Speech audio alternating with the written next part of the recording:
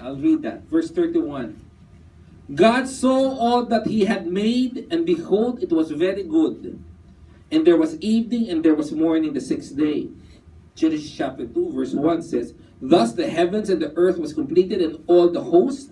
But on the seventh day, God completed his work, which he has done, and he rested on the seventh day for all that he has done.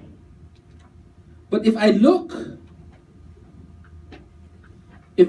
into Exodus chapter 39, it says in 32, Thus all the work, and here Moses is describing the construction of the temple. Thus all the works of the tabernacle of the tent of meeting was completed, and the sons of Israel did according to all that the Lord has commanded Moses. So they did. Verse 43, And Moses examined all the work, and behold, they had done, just as the Lord had commanded, this they had done, so Moses blessed them. And if you look at the wordings of creation, and the wordings that was done in the construction of the temple, it's strongly similar. Because to their mind, as they were reading this creation account, the symbolism that is being shown, that is being understood by the audience, is a temple imagery. Now, we have to realize this, that a temple is not a temple until it is inaugurated.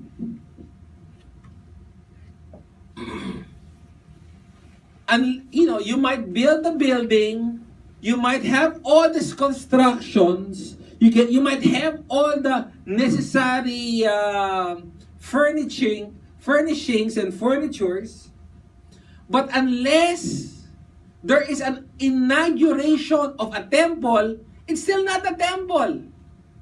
Kahit nakatayo na yung, kung sa atin, nakatayo na yung simbahan, I don't know if there's an inauguration sa Catholic Church, no?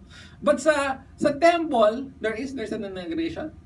So, even nakatayo na dyan yung temple, if it's not inaugurated, it's still not yet a temple. It's only when you inaugurate it that it officially becomes a temple. So a temple uses material, but it is not material.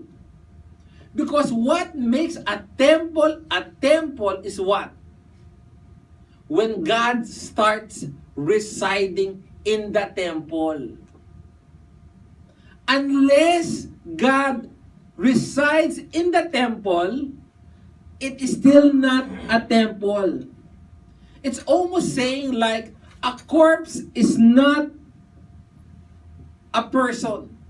Yes, it has the body, but it's not a person until the spirit, right? Pero kung patay na, wala na, diba? But until a spirit is there, it's just a body, it's just flesh.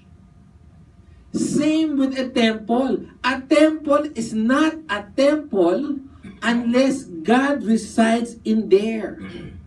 And then it is only in the inauguration that this pile of cement becomes a temple. Now, what happens? This is interesting. That's why I say, for a Jew, when they were reading the Genesis account of creation, the imagery that they have is what?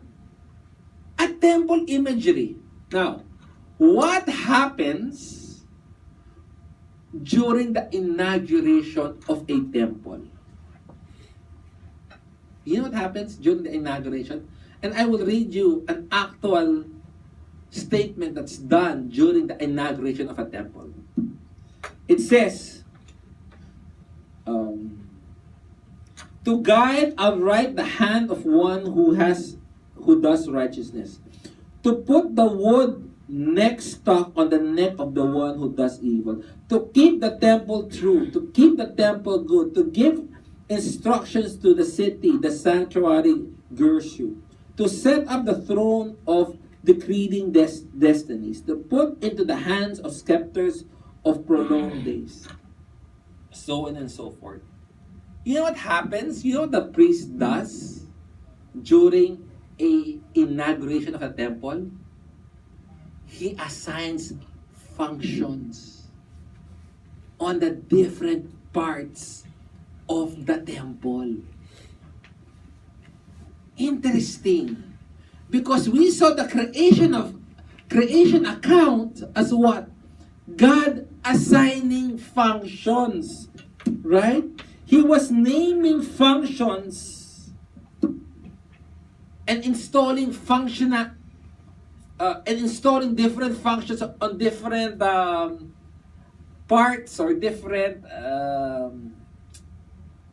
decorative piece, whatever they call those stuff. Then what is the last thing that he does? They bring in the God, the image, the representative, the ark of the tabernacle.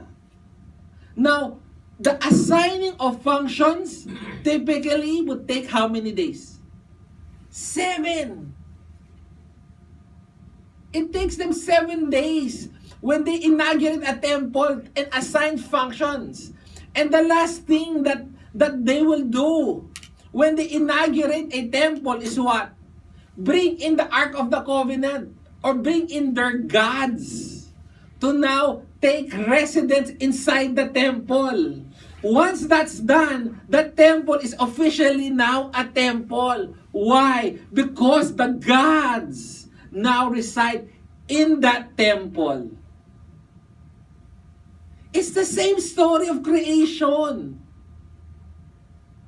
It's exactly the same story of creation. The thing is, when we read it based on our understanding. We read it on black and white. But if you come reading the text based on your culture at that time, that you're an Israelite living 5,000 years ago with all of this culture believing that, and the practices of building temples is all like that, and you were exposed to that in Egypt when they were building different temples, and you know how it goes, you would get the imagery. Right? You would say, that's why day 7 on the material creation doesn't make sense. Parang anong ginawa ni God? Nung mahinga, he got tired. What did he do? But on this, on a functional, it totally makes sense. That's why when Moses built the temple, in Exodus chapter 39, the first phase, Exodus chapter 35 to 39, the first phase was bringing in the materials. The second phase in verse 39 is he started inspecting them. And if it's worthy.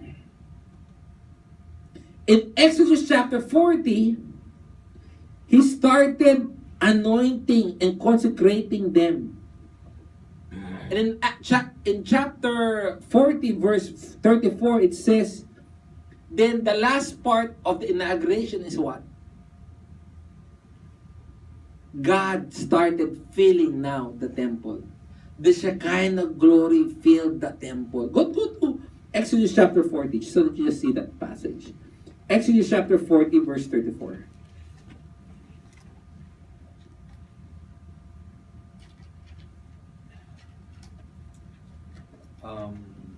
Right there, Bambi.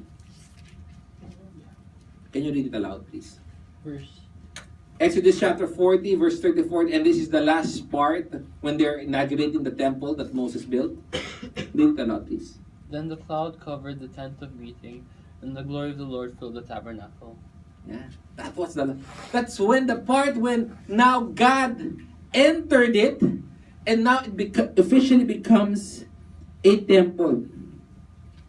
So day 7 is not just an appendix. It's really the climax. When God, so day 7 what happened? God rested. He took residence. On a material story, God rested na mahinga. But on a Jewish understanding, when you say God rested, He settled down. He entered and settled down. Because the temple serves as what? The home for the God. And if you can now see the imagery, the temple represents the whole universe, as I said. And now God rests in that temple, meaning what? He is now enthroned to rule over the whole universe. So that's the creation account. That God entered when He, it's like saying, the power of the president rest in Malacanang. It doesn't mean that nung panahon ni Pinoy, noy-noying lang, di ba? They used to say, si Noy lagi nang noy-noying lang para patambay-tambay. That's why there were news clips a few weeks after, di ba, he's being accused of being kind of lazy president, hindi nagtatrabaho. Then I remember the news clips after that sa newspaper front page. You see Noy carrying piles of folder. Noy-noying. Hindi siya, the God is not noy-noying. When you said He was resting, He is taking residence now in that temple. In a creation account, He is now being enthroned to say that He is the ruler. And that the center of rule is rested with God, residing in that temple. It is the hub of authority. In fact, in the first temple, which is 1,500 or whatever, I forget the number, 1,000, 2,000, whatever number, one of the first temples. Di ba ang tawag sa priest, the one who resides in the temple and does all the ceremonies is the priest, di ba? And that some of them are king priests. They're the king and they're the priest. And it's in the temples that they give away food and they administer things. So because the God resides and controls the temple, which is the universe, and it's believed that the kings were sons of God, and they are the priests also that mediates between man and God. You know, the creation of account of God resting is what that means is God now rules. He is now enthroned in that temple. He now takes residence as a sovereign ruler of the whole universe. And the analogy of creation account in Genesis chapter 1 is undeniable. For a Jew, they would get the story. That the big picture here is not that God created functions and that man was created in the image of and likeness of God to represent God, to subdue and rule. But the big picture here is that God reigns. That He is the ruler of the whole universe, as represented in a temple symbolism and as explained to the Jews on the creation account. It is the climax of the story. Typically, before, di ba, parang climax ng story is day 6 when man was created. And day 7, wala lang. He rested. But on a Jew, no, the climax